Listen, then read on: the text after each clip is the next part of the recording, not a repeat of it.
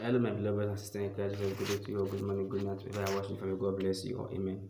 Today, I'll take for the book of Acts, chapter 20, verse 24. I read. See, but I reckoned my own life to what nothing to me. I really want to complete my mission and finish the work that the Lord Jesus gave me to do, which is to declare the good news about the grace of God. Praise God. As a believer, as a preacher of the word of God, always know that day you decide to take the course of following Christ, know that your life was nothing. Because you going out there to preach the word of God, some people can harm you, some people can bear false weakness against you just to bring you down. And you can receive insult and embarrassment in that process. So always prepare yourself against all these things.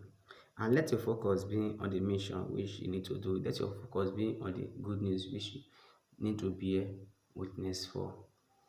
Any man or woman that decide to follow the will of God or to do the work of God, you must know that there are persecution that awaits it.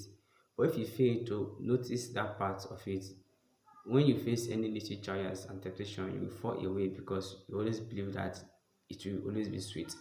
Always believe that for the sake of the gospel, you can be in prison. For the sake of the gospel, you can lose your life. For the sake of the gospel, many things can happen to you negatively, but always believe that no matter all that come your way, you will never give up on the God whom you believe on.